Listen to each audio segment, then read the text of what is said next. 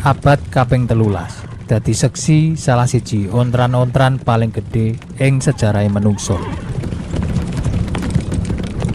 Ing bumi sisih wetan, lesus pasukan jarane Kekaisaran Mongol nerak-nerak nyapu peradaban kuno, ngrubuhake tembok-tembok kutha lan puncake ing taun 1258 ngratakake Baghdad, pusate kekhalifahan Islam dadi awu.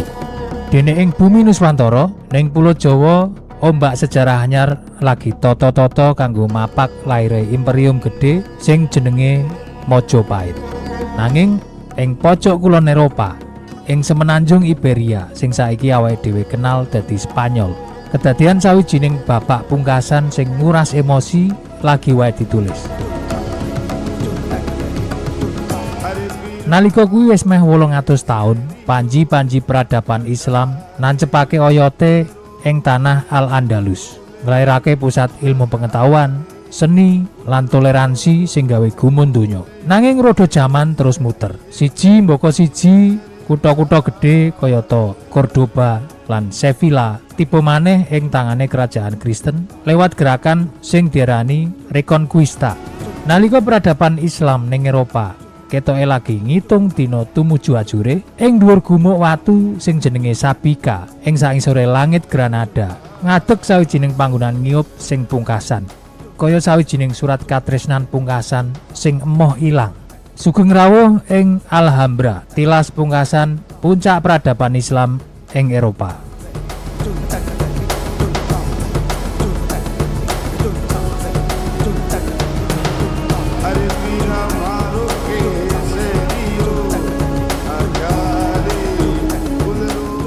Taun 1238 ing sak tengah-tengahe kepungan sing suwe saya rapet, ana pawongan sing jenenge Muhammad bin Ahmar ngedegake dinasti Nasrid ing Granada. Dheweke sadar siji bab, kerajaane wis ana ing pucuk sungu. Kanthi militer, bala-balane kalah akeh. Kanthi geografis, dheweke uga kepencil. Mula ing dhuwur sisa-sisa benteng lawas ing Bukit Sabika, dheweke wiwit mbangun kompleks pertahanan sing bisuke bakal guncang donya. Rakyate nyebut panggonan iki Alhamra, sing tegese sing wernane abang. Diarani ngono merga werna lemah lempung lan bata menarane wernane abang. Kaya-kaya kobong merga kena suminare srengenge. Nanging bangun proyek gedhe ing tengah kahanan perang mesti butuh duit sing cacahe ora masuk akal. Saka ngendi dinasti Nasrid entuk emas kanggo bangun kuwi? Sejarah nyatet anane upeti lan diplomasi sing ruwet. Nanging ing kalangane masyarakat Eropa zaman pertengahan ana desas-desus mistis sing santer tenan. Sang Sultan dirasan-rasani minangka ahli alkimia, ilmu gaib kuno kanggo iso ngowahi logam biasa dadi emas murni kanggo mbayari pembangunan bentenge. Mesti wae kuwi mung mitos. Emas asline Alhambra dudu saka sihir kuno, ning saka pintere arsitektur lan cara punggawa ngatur sumbere. Bukit Sabika kuwi panggonan sing garing lan anos, tanpa banyu.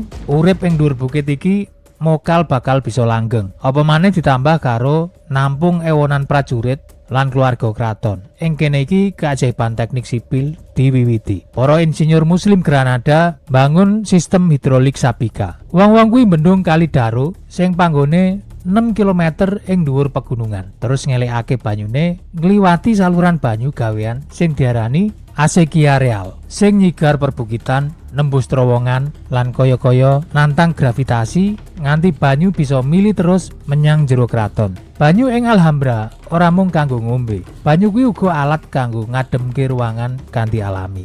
Lan sing paling penting, banyu kuwi elemen dekorasi paling dhuwur ing kene sing nglambangake kemewahan ing tengah ora-ora samun.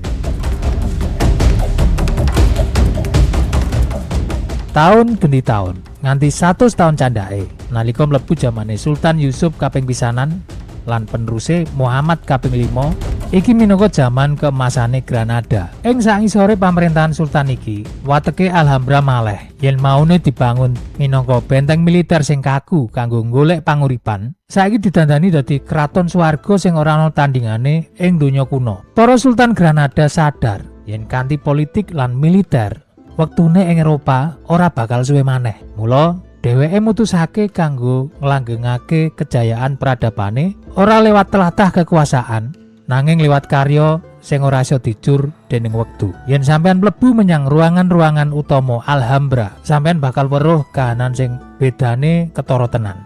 Bagian jaba kratone sengaja digawe polos lan kaku, nanging bagian jerone mujudake kamewahan visual sing presisi tenan.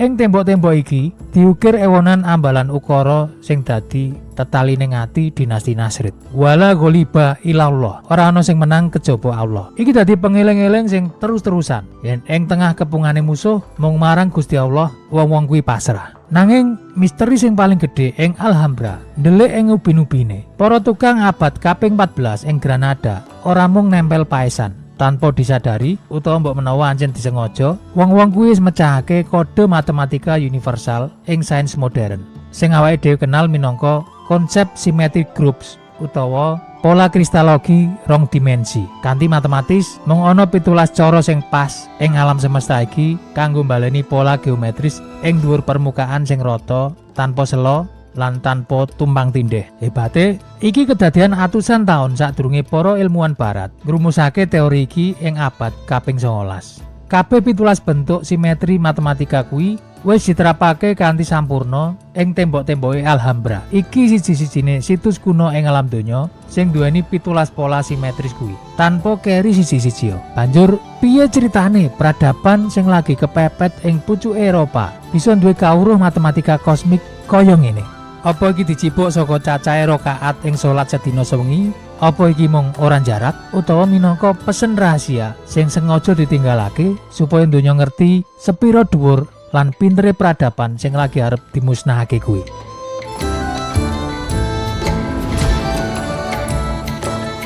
Nanging kaendahan sing wis tekan pucuk iki uga dadi pratandha yen wengi-wengi pungkasan ing Granada bakal enggal teka.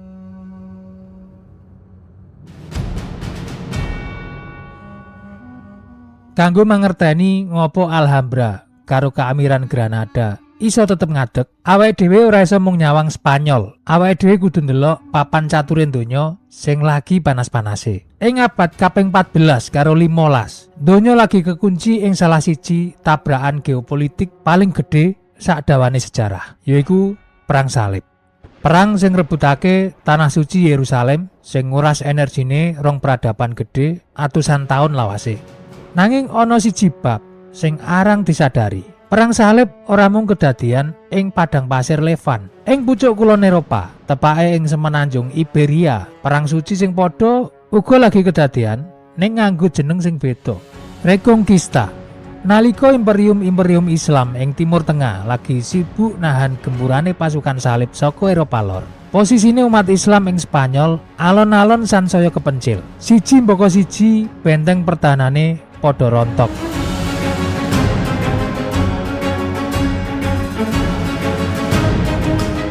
Nanging ngopo Granada kok ora melu ambruk? Kenapa ing tengah kepungane perang sing gegirisi tenan kuwi, kutha iki malah iso ngadeg jejeg lan mlebu menyang jaman keemasane?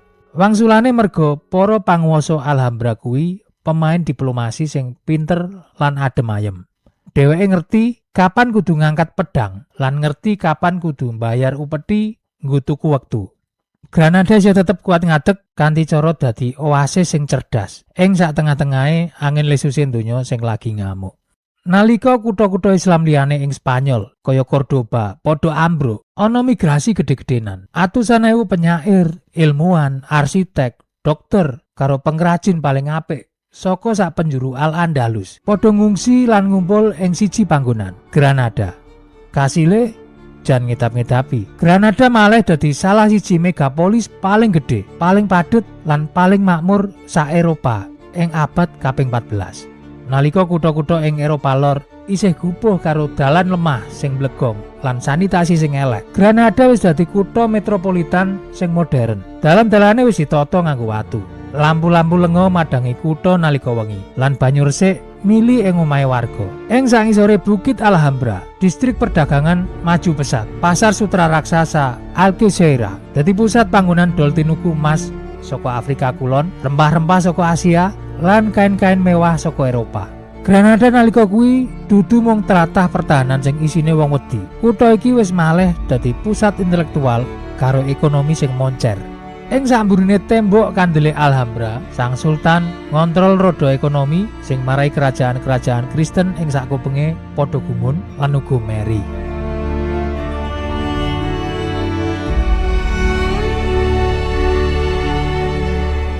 Jaman keemasan Granada iki mlaku bareng karo owah-owahan dramatis ing sak penjuru bumi. Ing Asia Wetan, Dinasti Ming kasil nundung bangsa Mongol lan miwiti mbangun kutha terlarang ing Beijing.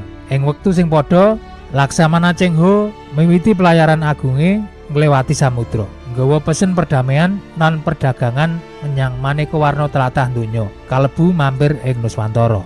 Sauntara kuwi ing Pulo Jawa, Rodo Nasib uga lagi muter ing pucuk dhuwur. Ing sangisore pimpinan Raja Hayam Wuruk lan Mahapatih Gajah Mada, Kerajaan Mojopahit kasil nyawijake Nuswantara ing sangisore Sumpah Palapa. Perdagangan Laut Jawa maju pesat, ndadekake poros maritim sing disegani ing Asia Tenggara. Coba sampeyan delok, piye luar biasane garis wektu iki. Nalika Mojopahit nguwasani segara ing wetan lan Dinasti Ming negesake kejayaan ing Cina. Ing pucuk kulon, Granada lagi ngrayakake puncake peradaban Islam ing Eropa. Telu-telune padha-padha ana ing puncak kemegahan abad sing padha. Nanging kejayaan ekonomi lan kaendahan budayane Granada sing ora ana tandingane iki alon-alon wiwit nggawe kerajaan-kerajaan tanggane sing lagi tukul dadi tata-tata kanggo mbangun kekuatan lan awit ngelak geteh. Lampu Granada murup padang banget, nanging akeh sing padha ora sadar yen pasokan lenga ing jero lampion kuwi wis mentek.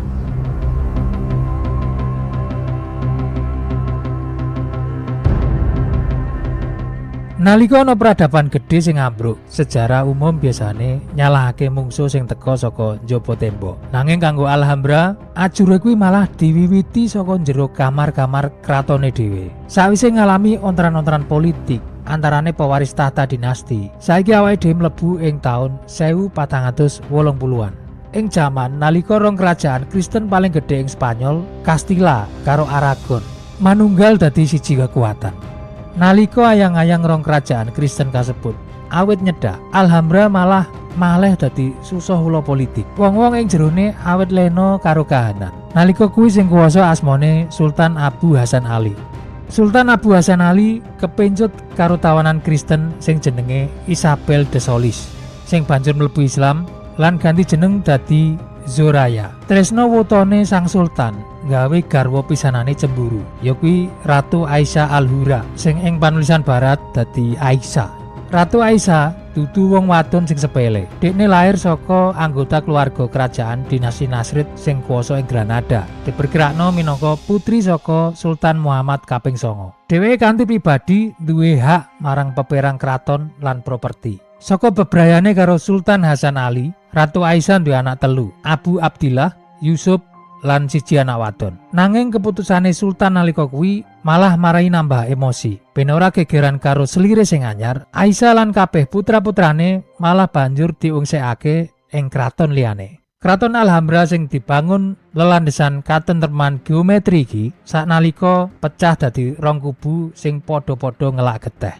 Saka selir Zoraya, Sultan Hasan Ali banjur duwe rong putra, Sa'ad lan Nasr, sing sawise kuwi malah mlebu agama Kristen sangisore raja lan ratu Katolik lan dibaptis kanthi jeneng Fernando lan Juan. Akeh donyane sultan sing diwenehake marang Zoraya lan anak-anake. Sifate sultan sing pilih kasih iki ndadekake Aisyah lan vaksine dadi tambah kagol lan mangkel. Kahanan sakjerone kraton Alhambra sing kepara dadi rong kubu awit sangsaya kisruh. Mangerteni kahanan iki, anake sultan saka Ratu Aisyah sing jenenge Abu Abdillah utawa uga diarani Bu Abdil ing panyebutan populer barat, njupuk langkah sing rada nekat.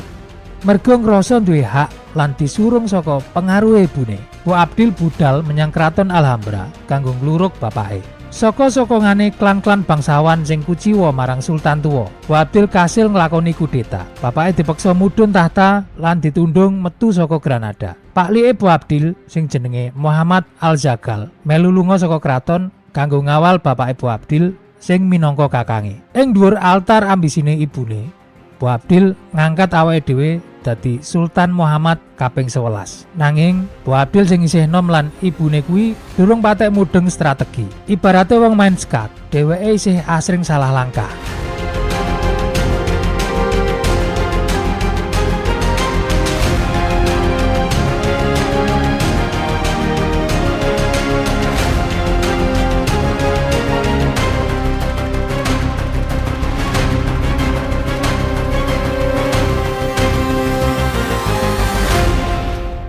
Boabdil lungguh ing kursi kekuasaan Granada kanthi legitimasi sing ringkih. Dene mikir yen rakyate mesti wae pengen bukti. Apa anjen Sultan nom iki pancen satriya? Apa mung cah manja sing kemaruk kuwasa? Kanggo mbuktekake yen dheweke duwe jalu minangka pemimpin perang, Boabdil njupuk kaputusan sing paling serampangan sakjroning uripe. Ing taun 1483, kanthi grusak-grusu lan tanpa petungan sing mateng, dheweke mimpin pasukane metu saka zona aman kanggo nyerang wilayah Castilla. Targete yaiku kutha Lucena.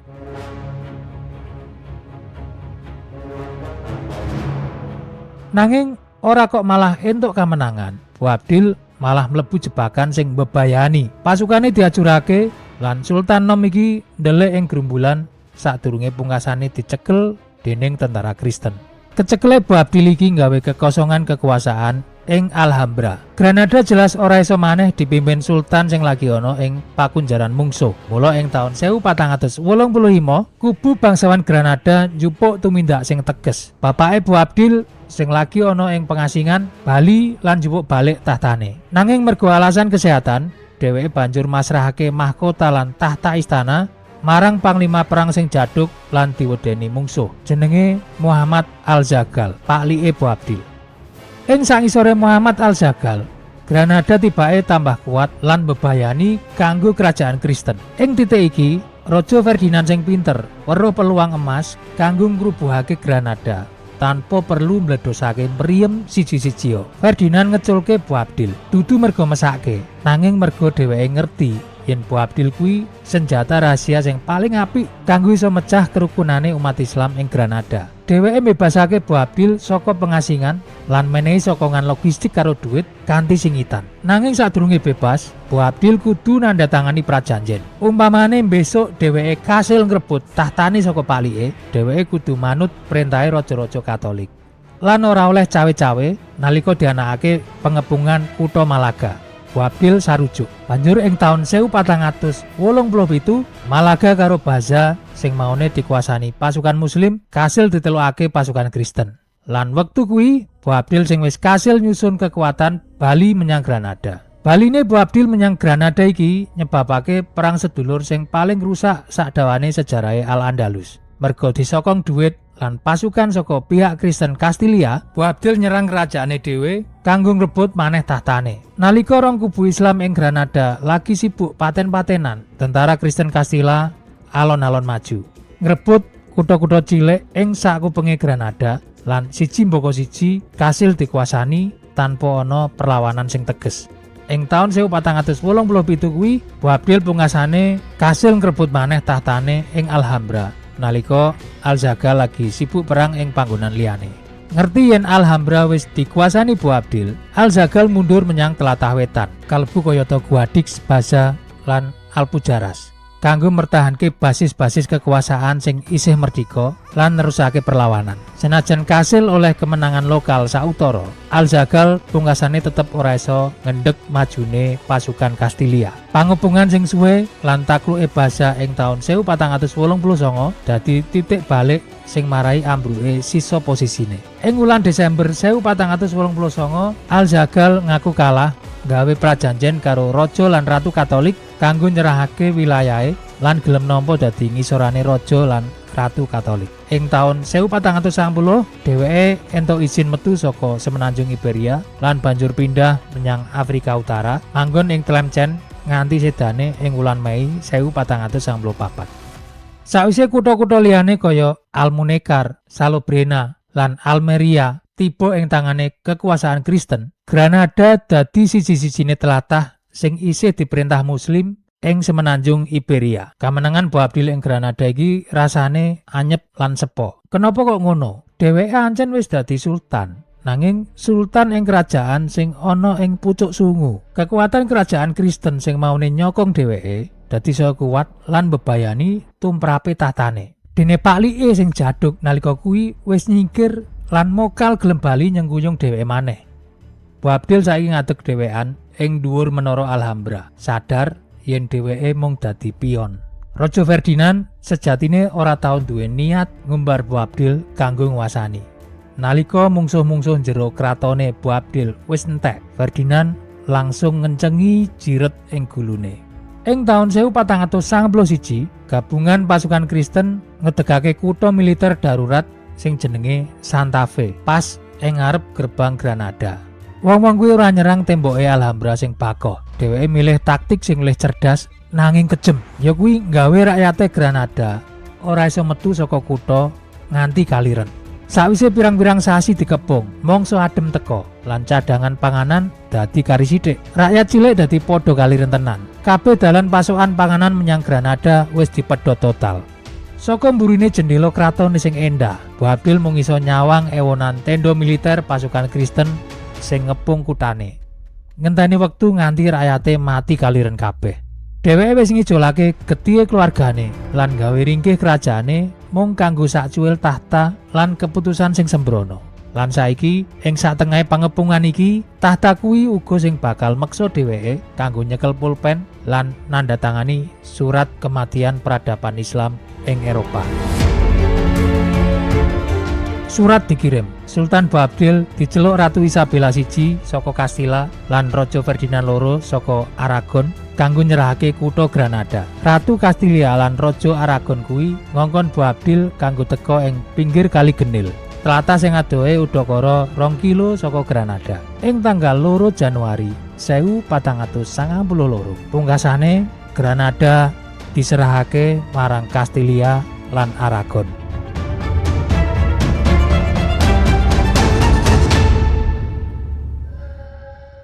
Ing tanggal 2 Januari 1492 kuwi, langite Granada dadi seksi enteke wektu sing dawane ora karuan. Kanggo sepisan sawise nglewati 781 taun, swara adzan ora keprungu maneh kumandange saka menara-menara Spanyol. Gantine salib perak sing gedhe-gedhe didegake ing dhuwur menara paling dhuwur Alhambra lan genderane kerajaan Castilla dikibarake.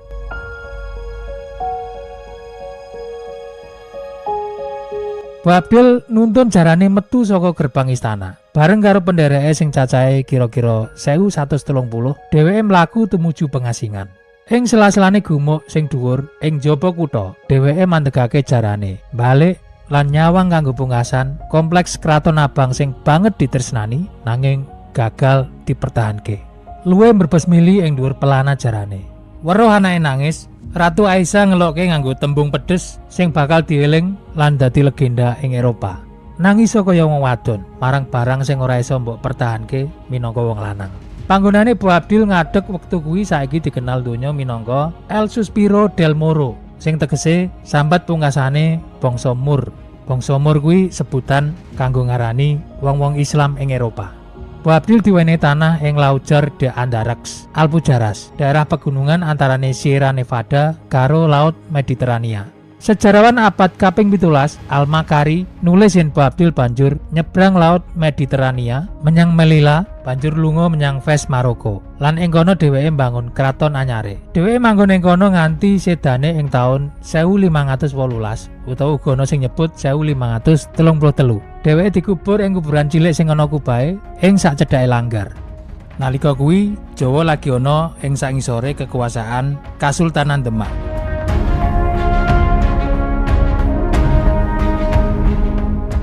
Ambruhe Alhambra ora mung dadi pungkasane Islam ing Eropa, nanging dadi pemicu laire tatanan donya anyar. Mung let pirang wulan sawise ngrebut emas lan bondo saka kas Kraton Alhambra, Ratu Isabella langsung gunakake duit rampasan perang kuwi kanggo mbiayani ambisine pelaut Genoa sing jenenge Christopher Columbus.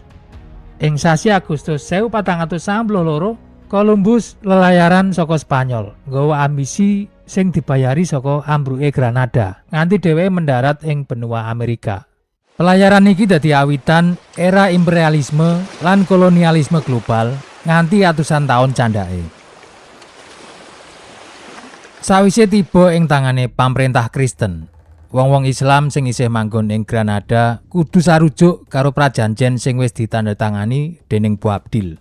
Awitane wong-wong Islam ing kono diwenehi kabebasan kanggo milih pindah agama utawa tetep ing agamane, lan alon-alon pamrentah Kristen menehi pengaruh lan contoh sing apik supaya wong-wong Islam gelem mlebu Kristen kanthi lila legawa. Nanging cara iki dadi rusak nalika Kardinal Francisco Jimenez de Cisneros, Uskup Agung Toledo teka ing Granada. Dheweke ora sarujuk karo cara sing toleran iki. Kesuwen, dene banjur ngrangkul Talavera, salah siji jenderal ing kono, kanggo nglebokake para keturunan bangsawan Muslim ing pakunjaran, menehi pasiksan lan meksa wong-wong kuwi kanggo mlebu Kristen. Cisneros banjur ngirim kabar marang Paus Alexander VI yen 3.000 wong Muslim wis kasil murtad ing sakjroning wektu sedina wae. Tumindake iki ndadekake pemberontakan ing sisa kawasan Muslim ing Granada ing wulan Desember taun 1499. Nanging yo mesti wae kelompok kuwi kalah kuat lan kasil ditelukake. Jenderal perangi Kristen Talavera banjur nglakoni negosiasi. Dene Cisneros banjur diadepke ing pengadilan Sevilla kanggo tanggung jawab ing ngatasi ontran-ontran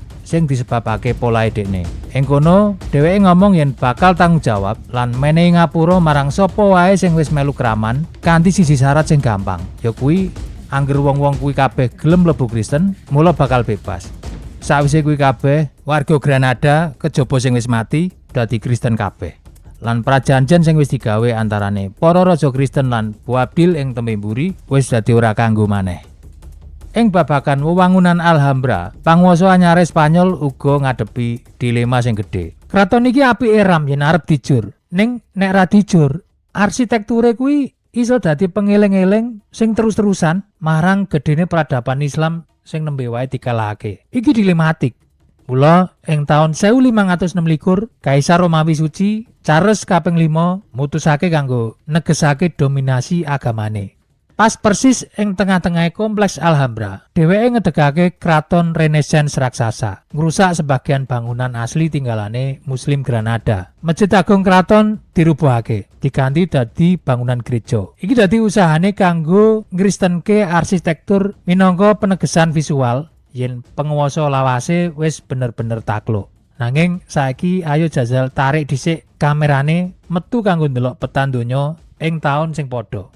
Ing taun 1526, nalika cahyane Islam mati ing semenanjung Eropa Kulon, ing sisih bumi liyane, obor peradaban kuwi malah murup padhang ing tlatah Asia. Ing India, sawijining penakluk sing jenenge Babur ngedegake kekaisaran Mughal, imperium sing besuke bakal nglairake karya gedhe Taj Mahal.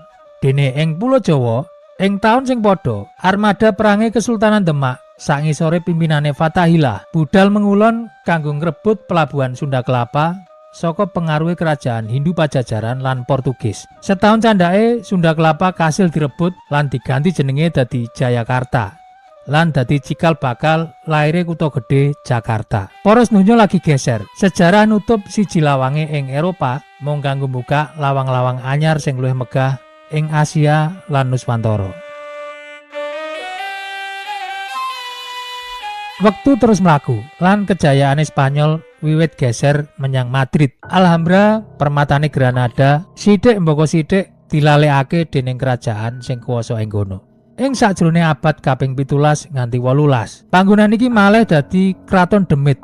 Kamar-kamar sing biyene dienggo sultan kanggo mikir lan gawe puisi, saiki malih dadi barak militer, omahe gelandangan, penyelundup karo para begal lan keju. Endahe tekel geometrise ketutup langes bediang karo reregetan. Alhambra bener-bener lagi ana ing kahanan sing paling isor. Nanging inciman sing paling gede tenan nembe teka ing awitan abad 19. Ing sangisore sepatu boot pasukan Napoleon Bonaparte. Ing taun 1812 pas kedadian perang semenanjung, pasukan Prancis nguasani Granada lan dadekake Alhambra dadi barak militere. Nalika dheweke kepepet mundur merga digempur pasukan gabungan Spanyol karo Inggris, komandan Prancis ngetokake perintah sing kejem yen to dheweke ora iso duweni Alhambra. Tegese ora entuk ana wong siji-sijia ing donya sing entuk duweni kraton kuwi. Pasukane terus mapanake pirang-pirang ton bubuk mesiu ing menara-menara kraton. sumbu bom banjur disumet. Ucenge kasil kobong merambat cepet nggawa takdir tumpese sisa peradaban Islam ing Eropa. Siji menara meledos lan ambruk dadi puing-puing pating slengkrah. Uceng liyane banjur disumet. Uceng sing wis murup mlaku terus menyang Mesiu bom. Nanging nalika sadurunge genine tekan menara candhake, ana tumindak heroik sing kelakon. Sawijining prajurit sing cacat saka Spanyol mergo perang jenenge Jose Garcia nekat nibake awake dhewe ing dhuwur geni sumbu sing lagi murup. Dheweke medhot sumbu bom nganggo awake dhewe. Siji prajurit biasa kasil nyelametake karya gedhe donya saka kahanan ajur mumur. Lan nalika kuwi ing taun sing padha ya kuwi ing taun 1812, tragedi budaya malah ora bisa diendani ing Asia Tenggara. Pasukan Inggris ing sangisore pimpinan Thomas Stamford Raffles nyerbu lan jarah Kraton Yogyakarta ing prastawa Geger Sapei. Bandane Kraton Yogya sing awujud mas-masan, pusaka lan manuskrip-manuskrip dianggo Inggris nganggo gerobak-gerobak sing cacahe akeh ram. Sejarah donya mbaleni maneh ironine. Nalika warisan budaya dislametake ing Eropa, warisan budaya liyane ing Nuswantara malah lagi dijarah lan diobrak-abrik merga kolonialisme. Ing taun 1829, ana penulis saka Amerika Serikat sing jenenge Washington Irving teka ing Granada. Dheweke manggon ing jerone sisa-sisa Alhambra sing wektu kuwi isih ora keurus. Banjur nulis buku legendaris sing judule Tales of the Alhambra. Buku kuwi tibake laris ing pasar internasional. Donya kaget lan sadar yen tibake ana inten peradaban sing luar biasa ing pucuk Spanyol. Disurung karo opini publik saka wong sak donya, pungkasane meksa pamarentah Spanyol kanggo melek matane, kanggo mandeg anggone nglalekake kraton kuwi lan banjur wiwit nglakoni restorasi gedhe-gedhenan. Alhambra pungkasane slamet. Meh 800 taun kekuasaan Islam ing Eropa Kulon pungkasane pancen ambruk kanthi politik. Para rajane uga wis lunga dadi lemah lan gendera-genderane wis suwe diudunake. Nanging Alhambra moh mati. Kraton iki tetep kuat ngadeg moh hancur merga dirusak zaman. Tembok-tembok watu abang iki tetep bakoh kanggo menehi piweling marang wong-wong sak donya yen sing marai rusak tatanan peradaban sejatine dudu merga agama, nanging luwih disebabake merga keserakahan lan ambisi kekuasaan sing ndelik ing sakburine jubah agama sing wernane macem-macem. Keserakahan, ambisi politik, ilange moralitas, ego pribadi lan uga fanatik sing lewat wates kuwi kabeh sing iso ndadekake wong dadi wuta marang ajaran apik sing ana ing agama. Alhambra nolak kanggo dilalekake lan critakake marang mayuta manungsa saiki babagan kabeh kedadian sing iso didadekke pepeling ing jaman saiki. Matur nuwun sing ngancani aku nganti paripurna. Aku Arif pamit dhisik. Insyaallah awake dhewe ketemu maneh ing video peradaban liyane.